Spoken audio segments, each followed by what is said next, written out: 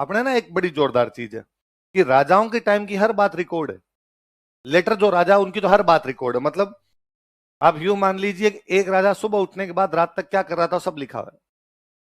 7 बज के इतने मिनट पर वो दरबार में आया था, इतने लोगों से मिला था, इस आदमी को उसने इतने इतने रुपए का दान दिया था, इस राजा के आदमी आए हुए थे उनसे मुलाकात की थी, उसके बाद वो इतने बजे खाना खाता है, खाने में ये खाता है, शाम को वापस शिकार करने के लिए जाता है, शिकार में उसके साथ कौन कौन गए थे, शिकार में क्या क्या मार के लाए थे, रात को कितने बजे खाना खाया था, पूरा मेंशन है। इवन ये तक मेंशन है कि कौन सी रानी के लिए नए कपड़े मंगवाए गए थे, वो कपड़ों का कलर क्या था, वो कलर करने वाला कौन था, उस कलर करने वाले को कितने रुपए दिए गए थे। उसमें यह तक मेंशन है कि एक रानी जब मरी तो उसकी संदूक में क्या क्या सामान मिला था, उसके सोने के गहने कितने मिले थे, उसके चांदी के गहने कितने मिले थे, कितने बनवाए हुए थे, कितने मिले थे, लैप्स तो नहीं है। पर क्या इतिहास केवल किताबों से पढ़ा जा सकता है? क्या इतिहास पढ़ने के दूसरे कोई तरीके नहीं होते? खूब सारे तरीके होते हैं इतिहास पढ़ने के। हम आज ये जानेंगे कि इतिहास पढ़ने के क्या क्या सोर्स हो सकते हैं हमारे पास। हेडिंग डालिए। और तब मैंने पुरातत्व में बताया था कि भाई आप पुराने किसी अभिलेख को देख के बताओ हिस्ट्री क्या है, पुराने किसी मूर्ति को देख के बताओ कि हिस्ट्री क्या है, पुराने किसी बिल्डिंग को देख के बताओ कि हिस्ट्री क्या है, पुराने किसी मंदिर को देख के बताओ कि हिस्ट्री क्या है, पुराने किसी पेंटिंग को देख के बताओ हिस्ट्री क्या है। ये जो सारी हिस्ट्री होती है क्या होती है ना? पुराना कोई पुराने टाइम का हथियार मिल गया, अब उस हथियार से आपको क्या पता चलता है कि यार ये कितने साल पुराना हथियार है, मतलब 1000 साल पुराना, तो हमें पता चलता है 1000 साल पहले लोग इस प्रकार के लंबे हथियार रखते थे, छोटे हथियार रखते थे, हाथ में पकड़ने वाले रखते थे, हाथ से फेंक के मारने वाले रखते थे। पता चलता है लोगों की मनोवृत्ति, पता चलती है यार किस प्रकार के लोग थे। हमें 1000 साल पहले की एक पेंटिंग मिली, एक गुफा के अंदर पेंटिंग मिली, इसका मतलब एक तो लोग कहाँ रहते होंगे, गुफाओं के अंदर रहते होंगे। और पेंटिंग के अंदर मान लो एक परिवार सब मिलजुल के शिकार करने जा रहा है, तो हमें पता चलता है ज्वाइंट फैमिली है। हिस्ट्री का मतलब केवल राजाओं की जय पराजय नहीं है। हिस्ट्री का मतलब कतई नहीं है कि फलाना राजा किससे लड़ लिया और कौन से राजा ने कौन सी रानी से शादी कर ली थी, हिस्ट्री ये है ही नहीं। हिस्ट्री का मतलब है वास्तव में सामाजिक और आर्थिक जीवन क्या है, सोशियो इकोनॉमिक लाइफ। उस समय लोगों की सोशल लाइफ कैसी थी, उस समय लोगों की इकोनॉमी के सोर्स कैसे थे, ये जाननी हिस्ट्री का मुख्य उद्देश्य है। हालांकि ये सब पढ़नी चीजें पॉलिटिकल थ्रू होती है कि हम पढ़ते ही हैं कि इस राजा के टाइम में ये हुआ, तो वास्तव में हम पॉलिटिकल चीजें पढ़ रहे होते हैं, पर उनसे निकाल क्या चीजें रहे होते हैं हम, सोशल और इकोनॉमिक। सोशल में हम ये देखते हैं उस समय लोग कौन से भगवान को मानते थे। हमें कोई एक पुराना अभिलेख मिलता है और उस अभिलेख के अंदर एक राजा कहता है मैंने यज्ञ किया और यज्ञ से पहले विष्णु भगवान की पूजा की। पता चला ना आज के 2000 साल पहले राजस्थान में किसकी पूजा होती, विष्णु भगवान की पूजा होती थी। आज के 2200 साल पहले राजस्थान में किसकी पूजा होती है, विष्णु भगवान की। हमें पता चलता है कि उस समय विष्णु भगवान को मानने लग गए थे। हमें कोई आज के 2000 साल पुरानी एक मूर्ति मिलती है शिव जी की, इसका मतलब विष्णु जी को भी मानते थे, लोग किसको मान रहे थे। तो ये सारी जो हिस्ट्री पता चलती है, कौन सी हिस्ट्री है, कौन सी है, पुरातात्विक आर्कियोलॉजिकल। दूसरी कौन सी किताबें, जो किताबों में लिखी हुई, किताबों में आप कह सकते हो सर संस्कृत की किताब में, हाँ वो भी हो सकती है, आपको सर राजस्थानी किताब में वो भी हो सकती है। मुसलमान आ गए उसके बाद उनकी भाषा थी फारसी, कौन सी थी भाई, सबसे पुरानी भारत की भाषा कौन सी, संस्कृत। अपने राजस्थान की भाषा कौन सी, राजस्थानी।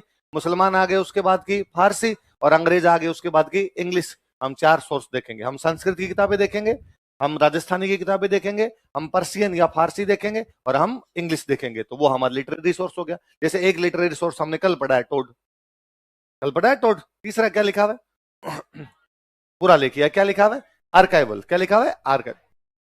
जब अपना देश आजाद हो गया, देश आजाद हो गया तो बाद में जब राजस्थान की सरकार बन गई, भारत की सरकार बन गई, तो इन लोगों ने म्यूजियम्स बनाए। क्या बनाए, या मैं एक ज्यादा अच्छा शब्द बताता हूं, इन लोगों बनाए आर्काइव्स। क्या बनाए इन्होंने, आर्काइव, या हिंदी वाला ज्यादा नाम अच्छा होगा, आपके समझ में आएगा, अभिलेखागार। क्या बनाए इन लोगों ने, अभिलेखागार। उनके अंदर पुराने रिकॉर्ड्स रखे गए। पुराने रिकॉर्ड्स कैसे, जैसे उनके अंदर लिखा हुआ है कि अपने ना एक बड़ी जोरदार चीज है कि राजाओं के टाइम की हर बात रिकॉर्ड है। लेटर जो राजा उनकी तो हर बात रिकॉर्ड है। मतलब आप यूं मान लीजिए कि एक राजा सुबह उठने के बाद रात तक क्या कर रहा था सब लिखा हुआ है। 7 बज के इतने मिनट पर वो दरबार में आया था, इतने लोगों से मिला था, इस आदमी को उसने इतने इतने रुपए का दान दिया था, इस राजा के आदमी आए हुए थे उनसे मुलाकात की थी, उसके बाद वो इतने बजे खाना खाता है, खाने में ये खाता है, शाम को वापस शिकार करने के लिए जाता है, शिकार में उसके साथ कौन कौन गए थे, शिकार में क्या क्या मार के लाए थे, रात को कितने बजे खाना खाया था, पूरा मेंशन है। इवन ये तक मेंशन है कि कौन सी रानी के लिए नए कपड़े मंगवाए गए थे, वो कपड़ों का कलर क्या था, वो कलर करने वाला कौन था, उस कलर करने वाले को कितने रुपए दिए गए थे। उसमें यह तक मेंशन है कि एक रानी जब मरी तो उसकी संदूक में क्या क्या सामान मिला था। उसके सोने के गहने कितने मिले थे, उसके चांदी के गहने कितने मिले थे, कितने बनवाए हुए थे, कितने मिले थे, लैप्स तो नहीं है। अब यदि आगे रानी के कोई बेटी बेटा है तब तो वो गहने उसको दिए जाएंगे, यदि रानी के बेटा बेटा नहीं है तो राज्य उनको जब्त करे, राज्य उनको काम मिले। ये तक लिखा हुआ कि एक कोई बिल्डिंग बनी, इसमें कितने रुपए लगे हैं। एक झील है अपने राजसमंद झील, उसके बाहर आज तक वो सूचना पट्टा नोटिस बोर्ड इस पे लिखा हुआ कि इसके निर्माण में 14 साल लगे, बनने में कितने साल लगे, 1,08,07,506 रुपए 25 पैसे। ये तक हिसाब है, पैसे तक का हिसाब है उसमें। और उसमें भी वो कि जो मिट्टी लेके आए थे उनको कितने रुपए दिए, जो ऊंट गाड़ी वाले थे उनको कितने रुपए दिए, जो पत्थरों की गढ़ाई कर रहे थे उनको कितने रुपए दिए, पत्थर गढ़ाई करने वाले लोग कहां से आए थे, सब कुछ मेंशन किया उन्होंने। अब वो जो उनके पुराने रिकॉर्ड्स थे राजाओं के टाइम में, तो राजाओं ने अपने सेफ रखे। अब तो बाद में सरकार ने बनाए आर्काइव्स, क्या बनाए, और उन आर्काइव्स में जाके उनको सेव करने शुरू कर। जैसे आजकल आप कहते हो कि आपके जितने डॉक्यूमेंट्स आप मोबाइल में कहते हो कि डिजी लॉकर है, आप कहते हो मेरे सारे जो डॉक्यूमेंट्स है लॉकर में सेव है, वैसे सरकार ने लॉकर बना दिए जी कुल मिला के। आज ऑनलाइन हो गए, उस समय ऑफलाइन ही थे। बिल्डिंग बनाई, बिल्डिंग में सारे रिकॉर्ड्स रख दिए, ये जयपुर के रिकॉर्ड्स है, ये कोटा के रिकॉर्ड्स है, ये जोधपुर के रिकॉर्ड्स है, ये करौली के रिकॉर्ड्स है, ये भरतपुर के रिकॉर्ड्स है। वो जो सारा सोर्स है वो भी तो सोर्स है हिस्ट्री जानने का, कि एक राजा की एक रानी ने उस दिन इस प्रकार के कपड़े रंगवाए थे, और कपड़े रंगने वाला ये बंदा था। हमें पता चलता ना कपड़े रंगने वाले लोग अलग हुआ करते थे, उनकी भी कोई जाति हुआ करती थी, वो कपड़े रंगने का ही काम करते थे। उसमें यह तक उनके मेंशन रहता है कि कपड़े का जो रंग है वो किस प्रकार से बनाया गया। हमें पता चलता है पहले नेचुरल कलर बनाते थे, उनको बनाने का तरीका क्या हुआ करता था, या वो कौन सा प्रिंट पहनते थे, वो बंदेज पहनते थे, वो चूंदड़ी पहनते थे, वो लहरिया पहनते थे, किस प्रकार का पहनते थे। हमें उनसे ये पता चलता है कि राजा शादी के लिए तैयार हुआ, उसने मोठड़े की पगड़ी बांधी। कौन सी पगड़ी, इसका मतलब है शादी ब्याह में जो पगड़ियां बांधी जाती है कौन सी होती। अब राजा दशहरे के लिए जा रहा था और उसने मदील की पगड़ी बांध ली थी, इसका मतलब राजा दशहरे पे कौन सी पगड़ी बांधता है, मदील की पगड़ी बांधता है। अब ये क्वेश्चन पूछते हैं मदील की पगड़ी कौन से त्योहार पर बांधी जाती है, दशहरे पे। शादी के टाइम में बांधी जाने वाली पगड़ी को क्या कहते हैं, मोठेड़ा। ये सवाल है। ये जो सारी जानकारियां ये मिलती है हमें आर्काइव से। कहां से मिलती है, भारत का जो नेशनल आर्काइव है वो है दिल्ली, कहां पर है, और राजस्थान का जो स्टेट आर्काइव है वो है अपना बीकानेर। कहां पर है, भारत का नेशनल आर्काइव कहां पे, और राजस्थान का स्टेट आर्काइव कहां पे, बीकानेर। फिर उसकी यूनिट बना ली उन्होंने, उनका भाई एक उसका सेंटर जयपुर में बना दो, एक सेंटर यहां पर भी बना दो, अलग है। पर उसको जो मुख्य आर्काइव बना वो कहां पर है अपना। तो हिस्ट्री जानने के 3 सोर्स हो सकते हैं, बताओ कौन कौन से, पुरातात्विक, साहित्यिक और पुरालेख। लिख लो पहले ये। उत्खनन का मतलब जमीन को खोद के जो कुछ मिले उनसे यदि हिस्ट्री हमें पता चलती तो वो क्या है। जैसे कालीबंगा खोदा, कालीबंगा खोदा, नीचे नालियां मिली, तो हमें पता चला कि आज के 4500 साल पहले, कितने साल पहले हमारे लोगों ने नालियां बना ली थी। यदि वो ना मिलता, यदि हम जमीन को ना खोदते तो उसके बारे में कोई जानकारी है ना। अपने हरियाणा में एक शहर है जिसका एक्सकेवेशन अब तक भी चल रहा है, राखी गड्डी। कौन सा है, हरियाणा में एक शहर है अपना बनावली। कौन सा शहर है, जब बनावली को हमने खोदा तो हमें वहां से वॉश बेसिन मिला। क्या मिला, हमें पता चला अमीर लोग रहते होंगे तो घरों में उन्होंने क्या बना रखे हैं, वॉश बेसिन तक बनवा रखे हैं। आपने कभी एक शहर का नाम सुना होगा मोहनजोदड़ो, है ना। हमने मोहनजोदड़ो खोदा तो हमें पता चला कि यार उनके सारे मकान पक्की ईंटों के। आज के 5000 साल पहले का शहर है और सारे मकान किसके हैं, पक्की ईंटों के बने थे। हमें पता चला कि लोग किसका इस्तेमाल करते हैं, पक्की ईंटों का। शिव जी की मूर्ति मिल रही है कोई, तो हमें पता चलता है यार शिव जी टाइप के कोई देवता उनके होते होंगे। हो सकता है उनका नाम शिव जी नहीं, उन्होंने और कुछ रख रखा हो, पर देवता तो है। एक मूर्ति मिल जाए इसमें कोई बंदा जैसे बैठा जैसे योगा कर रहा हो, तो हमें पता चलता है योग करने वाले लोग भी उस टाइम कोई रहते होंगे। हमें एक मूर्ति मिली है जिसमें एक लड़की डांस कर रही है, उसी प्रकार से नटराज की मूर्ति डांस करती है, तो हमें लगता है उस समय डांस भी लोग करते थे। ये सब चीजें जो आएगी किसमें आएगी, बोलो जोर से, है ना। जमीन को खोद के जो कुछ प्राप्त किया जाए वो क्या हो गया आपका उत्खनित प्रोसेस। दूसरा क्या है, अभिलेख समझते हो। आप में से किसी ने कोई अभिलेख देखा है, क्या बात करते हो यार, सबने देखा है। रोडवेज बस स्टैंड के बाद नोटिस बोर्ड नहीं देखा। इस रोडवेज बस स्टैंड का निर्माण अशोक गहलोत के शासनकाल में करवाया गया था। अभिलेख है वो, जो कुछ लिखा हुआ है वो क्या है, अभिलेख। ये डिपेंड करता है लिखा हुआ किस पे। मैं कहता हूं आपने जो नोट्स लिख रहे हो अभिलेख है, आपने कागज पे लिखे कागज लेख है, किसी ने पत्थर पे लिख दिया उसको शिलालेख कह दिया। पत्थर चौड़ा था तो शिलालेख, लंबा था तो स्तंभ लेख, किसी ने गुफा के अंदर जाके लिख दिया तो गुहा लेख। जहां कुछ भी कोई दीवारों पर इस प्रकार लिखा हुआ है वो ज्यादातर चीजें क्या आपकी। अच्छा, अभिलेख एक बड़ी जोरदार चीज है। किताबों की जानकारी गलत हो सकती है, अभिलेखों वाली गलत नहीं है। कारण कि बुक तो ये हो सकती है कि घटना हुई आज, आज कोई इंसिडेंट हुआ और आज के 200 साल बाद कोई बुक लिखे। मैं गांधी जी पर बैठ के बुक लिखूं, गांधी जी की आज के 75 साल पहले मृत्यु हो गई, तो मैं चीजें इधर उधर से पढ़ के लिखूंगा, सुन के लिखूंगा चीजें, हो सकता है थोड़ा हेर फेर आ जाए उन चीजों के अंदर। अभिलेख उसी समय के हैं जिस समय वो घटना हुई थी। अच्छा, जब घटना होती है तब आदमी उसके बारे में ये नहीं सोचता कि इसके बारे में क्या लिखवाना क्या नहीं करना, तब वो घटना ही लिखवाता, इंसिडेंट लिखवाता कि यार ये हुआ है, लिख दो। हो सकता है 100 साल बाद में उसके बारे में अच्छी बुरी बातें हैं, यार इसके बारे में बुरा क्यों लिखे, अच्छा ही लिखे, इसके बारे में अच्छा क्यों लिखे, बुरा ही क्यों लिखे। तो बाद में हेरफेर हो सकती है, लेकिन अभिलेखों में ज्यादा कोई हेरफेर नहीं। अभिलेख हमें दो चीज बताते हैं। हाँ, एक ही चीज है, लेख लिख ले, इसको अभी हटा दे। जो कुछ लिखा हुआ वो अभिलेख है। अब ये पत्थर पे होते तो शिलालेख, लंबे पत्थर पे होते तो स्तंभ लेख, गुफाओं के अंदर लिखे होते हैं गुहा लेख, तांबे पे लिखे होते हैं ताम्र लेख। ये की मतलब, अब दो चीजें पता चलती है। एक तो जब कभी किसी ने कोई इंस्क्रिप्शन खुदवाया उसके ऊपर तारीखें लिखी, मैं आज खुदवा रहा हूं तो आज की क्या लिखूंगा, डेट, तो डेटलाइन एकदम सही मिलती है। वरना क्या है, बुक आज के 200 साल बाद में लिखी गई, डेटलाइन ऊपर नीचे हो सकती है कि वो कहेगा यार जहां तक मुझे आता था अगस्त के महीने की बात है, और हो सकता है वो सितंबर की हो सकता है वो नवंबर की हो गया यार मुझे याद आता है 1282 की बात है, क्या पता 84 की हो, 86 की हो, पर अभिलेख तो जब घटना हुई है तब का है, तो एग्जैक्टली डेट है। तो दो चीजें पता चलती है, एक तो उसी टाइम के हैं तो कंटेम्पररी है, एक उनसे डेट पता चलती है तो डेट लाइन हमारी एकदम से डिसाइड हो जाती है। तो इतिहास जानने का सबसे वो सटीक सोर्स कोई होता है, एक्यूरेट जो ज्यादा चीजें बताता है, वो कौन सा होता है। आगे क्या लिखा हुआ है, क्या लिखा हुआ है, ताम। हमारे सबके पास गांव के अंदर जमीन है या शहर के अंदर अपने कोई प्लॉट होता है, तो अपने क्या पता ये प्लॉट अपना ही है, आपको सर कागज होते हैं हमारे पास, कौन देता है कागज, राजस्थान की सरकार देती है, भारत की सरकार देती है, क्या कहते हैं उन कागजों को, आपको जो पट्टा, हमारे पास जमीन का पट्टा है, हमारे पास प्लॉट का पट्टा है। अब पट्टे में क्या होता है, तो आजकल क्या होता है, कागज होता है, उस कागज पे लिखा होता है जमीन नंबर इतने से इतने तक फलान जी की है, यही तो होता है। प्लॉट नंबर 56 इनको दिया जाता है, प्लॉट नंबर 58 इनको दिया, यही तो लिखा होता है। उस प्लॉट की साइज लिखी होगी, 30 बाई 45 का प्लॉट है या 60 बाई 80 का प्लॉट है, यहां से लेके यहां तक का प्लॉट है, आगे से उसके एक रास्ता जा रहा है, उसके गार्डन, पूरी लोकेशन लिखी होती है, और ये प्लॉट इनका है।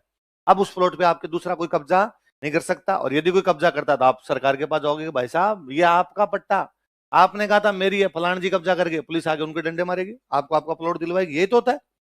राजाओं के टाइम में ये जो पट्टे थे ये तांबे पे लिख के दिए गए, किस पे लिखे, उनको लगता कागज फट गया तो, घूम गया तो, गल गया तो तांबे की एक पतली सीट लेते, उस तांबे की सीट पे खोद के देते कि जब तक सूरज और चांद रहेगा जमीन फलान जी के पास रहेगी, तब तक, जब तक सूरज और चांद रहेंगे ये जमीन इसके पास रहेगी। इसका मतलब ये जमीन भाई साहब मैं आपको दे रहा हूं। तो वो जो दान पत्र मिले हैं जिनमें जमीनें दान दी हुई है या किसी को जमीन दी गई है, वो जो कहलाती है वो क्या कहलाती है, जमीन का राजा माना जाता, सॉरी जमीन का स्वामी माना जाता राजा, कि लैंड का ओनर कौन है, तो कौन है, इसलिए राजा की एक उपाधि होती थी भूपति। क्या बोलते राजा को, भू का मतलब भूमि, पति का मतलब स्वामी, जो जमीन का स्वामी, जमीन का स्वामी कौन है, राजा। मैं मान लो राजा हूं, मैं आपको जमीन दे रहा हूं, तो मैं आपको जमीन का कागज दूंगा, वो जो जमीनों के कागज है वो क्या कहलाते हैं, क्या कहलाते हैं, ताऊ।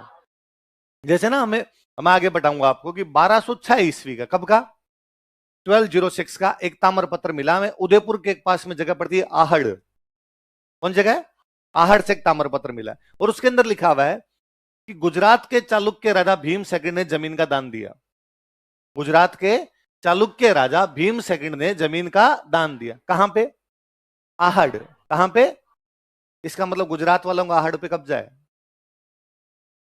जगह उदयपुर की है, उदयपुर में जो डायनेस्टी थी वो थी गुहिल, कौन सी थी, इसका मतलब गुहिल बीच में हारे हैं, गुजरात वाले चालुक्यों ने कब्जा किया है, और जमीन पर जब उनका कब्जा तो जमीन वही बांटेंगे, उनका मतलब ये हम बांट रहे हैं, ये हमारे वाले ली जानी चाहिए यहाँ पे जमीन। अब वो ताम्र पत्र जानकारी दे रहे हैं ना कि गुजरात वाले बीच में कुछ टाइम तक तो कब्जा कर गए थे, हो सकता है मेवाड़ की हिस्ट्री में बात लिखी ना हो, मेवाड़ वाले लिखवाई ने काटोरे मन, ये नहीं लिख नहीं रहा अपने पे कब्जा हुआ था, किताब में हो सकता नहीं है, पर ताम्र पत्र जानकारी दिया गया, तो ताम्र पत्रों से हमें खूब सारी जानकारी मिलती है। अगली चीज क्या है, सिक्के तो आप जानते हो, नॉर्मली कोई सिक्का मिलेगा, अच्छा सिक्कों से गजब जानकारी ये भी मिल जाती है। पहले क्या राजा महाराजा अपना नाम और वो तो लिखवाते ही थे, कई बार वो उस देवता की फोटो भी लिखवा देता जिसकी पूजा करता था।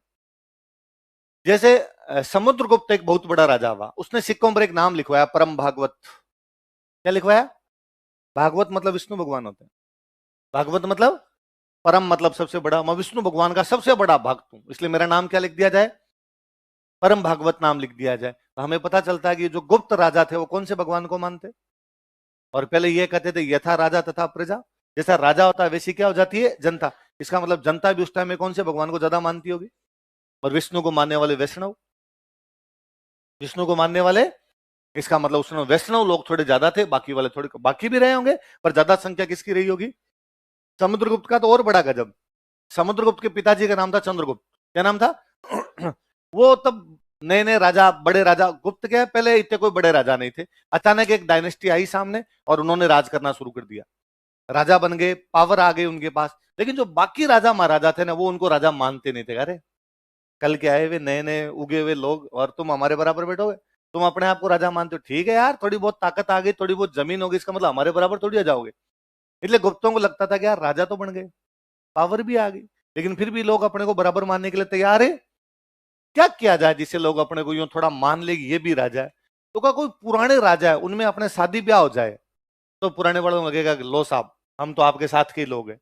और उस समय एक डायनेस्टी हुआ करती जो किसी टाइम में बहुत पावरफुल थी पर उस टाइम कमजोर हो रही थी, वो थे लिच्छवी। कौन थे, और लिच्छवी बड़े ही सम्माननीय इज्जतदार लोग थे एकदम। और चंद्रगुप्त ने जाके लिच्छवियों की एक राजकुमारी से शादी की, कुमार देवी, क्या नाम था, उसने सिक्कों पे लिखवाया मैंने कुमार देवी से शादी की है, ताकि सबको पता चले कि भाई साहब आप भड़के आदमी नहीं है, हमारी शादी किसके अंदर हो रखी है, लिच्छवियों में हो रखी है। लिच्छवियों की कौन सी राजकुमारी से।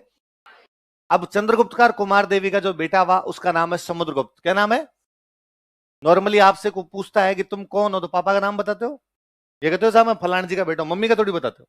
भारत का सिस्टम पितृ सत्तात्मक है, हम पिता का नाम बताते हैं, हम उनकी संतान है, दादाजी का नाम बताते हैं। समुद्रगुप्त ने अपने सिक्कों में लिखवाया मैं लिच्छवियों का दोहिता हूं।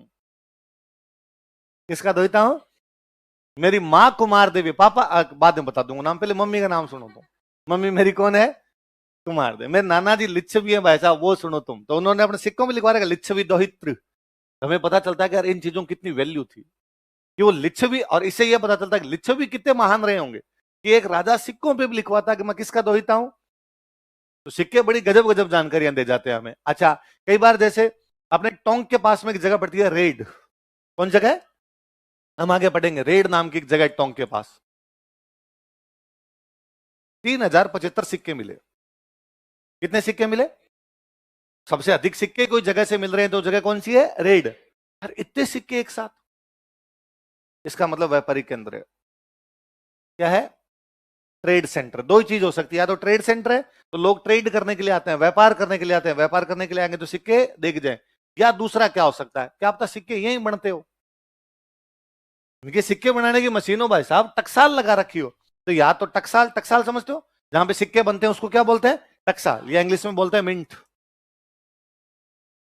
हिंदी में तो क्या कहते हैं, टकसाल, इंग्लिश में क्या कहते हैं। या तो सिक्के बनते हैं यहाँ पे, आरबीआई इधर ही है उनका, और या वो व्यापार करते हैं, इस चक्कर व्यापार के वहां पर सिक्के आए, तो इनसे ये चीजें पता चलती है। सिक्के खूब सारी नई जानकारियां देते हैं अपने को। आगे क्या लिखा हुआ, क्या है, स्थापत्य। आप नोटिस कीजिए कभी, राजस्थान स्थापत्य का मतलब आर्किटेक्चर, किले है ना, किले मंदिर महल मकान में जो भी बना हुआ है, आप कभी नोटिस कीजिए राजस्थान में अपने खूब सारे किले हैं, सारे किले पहाड़ों के ऊपर है, कहीं पहाड़ ही नहीं है, जैसे बीकानेर में पहाड़ है ही नहीं तो वो ऊपर कहां से बनाते, जमीन भी बनाना पड़ेगा। बाकी चित्तौड़गढ़, कुंभलगढ़, मेहरानगढ़, जैसलमेर, आमेर, जयगढ़, मेहरानगढ़, गागरोन, रणथंभौर, कुंभलगढ़, सारे के सारे किले किस पे हैं? ये बताते हैं कि सिक्योरिटी ज्यादा जरूरी थी, कि दुश्मन किले के अंदर घुसना नहीं चाहिए, इसलिए ऊंचे बनाए गए किले। आप और नोटिस करेंगे, मैं कई बार क्लास में बच्चों से पूछता हूं कि जैसलमेर का जो किला है वो 1155 में बनाया गया। कब बनाया गया, 900 साल हो गए, आज 2025 चल रहा है, 30 साल कम मान लो 2055 के अंदर, वरना तो पूरे पूरे वो 900 साल हो जाते हैं अपने। तो आप 900 में से 30 साल और कम कर लो तो 870 साल तो हो गए। कौन सा किला बने हुए, जैसलमेर किला, कितने साल हो गए, 900 साल मान लो ना कि 900 साल हो गए उस किले को बने हुए। 900 साल बड़ा किला है, नहीं देखा होगा तो फोटो तो देखी होगी, खूब बड़ा सा किला पहाड़ के ऊपर। इतना बड़ा किला बनाने के लिए रुपए कहां से लाए, तो अपने कहते हैं कि साहब राजा था, राजा के पास तो रुपए होते ही हैं। तो राजा के पास रुपए कहां से आते हैं, टैक्स। टैक्स किस चीज से लेता है, जनता से। जनता से किस बात का टैक्स लेता है, कि खेती करती है जनता, तो खेती का तो जैसलमेर में आज भी नहीं होती। खेती तो वहां अभी भी नहीं होती, तो पहले तो और भी कम खेती होती होगी, और कम खेती होती तो जनता के पास जब होता ही नहीं है तो टैक्स लेगा किसके? भाई मेरे पास 100 क्विंटल बाजरा हुआ, तो राजा ने कहा 30 बोरी मेरे को दे, मेरी हुई 3, तो एक राजा ले जा, और उससे तेरे किला बनता तो बना। तो फिर स्टूडेंट कहता है सर इंडस्ट्री उद्योग धंधे रहे होंगे, वो तो पूरे राजस्थान में नहीं है, इंडस्ट्री तो आज भी नहीं है अपने। तो फिर तीसरा क्या है? किसे ट्रेड, 3 चीज होती है, एग्रीकल्चर होती है, इंडस्ट्री होती है, तीसरा क्या होता है? ट्रेड। ट्रेड किसका हो सकता है? या तो जो एग्रीकल्चर में होता है उसका, या जो इंडस्ट्री में होता है उसका। या तो भाई मेरे खेत में कुछ हुआ, कपास हुई, मैंने कपास का ट्रेड किया, या मेरे इंडस्ट्री में कुछ मैंने कपड़े बनाए तो मैंने कपड़े का ट्रेड किया। जब आपके एग्रीकल्चर नहीं है, जब आपके इंडस्ट्री नहीं है, तो ट्रेड करोगे किसका भाई साहब? तो अब ये ट्रेड रूट पे थे अपने वाले, है ना। यदि किसी को दिल्ली से सिंध जाना होता, पाकिस्तान में एक जगह पड़ती है सिंध, दिल्ली से सिंध जाना होता तो बीच में क्या आता? जैसलमेर। तो अब जैसलमेर राजा दोनों से टैक्स लेता, दिल्ली से सिंध जाने वाले मुझे टैक्स दो, सिंध से दिल्ली जाने वाले मेरे को टैक्स दो। उस टैक्स से बनाए हमने, वो एक मुख्य सोर्स हुआ करता है इकोनॉमी का। कहने का कुल मिला के मतलब है राजस्थान के सारे किले ट्रेड रूट्स पर है। दिल्ली से मालवा जाना हो, दिल्ली से गुजरात जाना हो, चित्तौड़गढ़ आएगा, रणथंभौर आएगा, कुंभलगढ़ बीच के अंदर आएगा आपका। दिल्ली से सिंध की तरफ जाना हो, ये जैसलमेर आएगा। इवन दिल्ली से अफगानिस्तान तरफ जाने का जो रूट था उसमें बीच में बीकानेर था।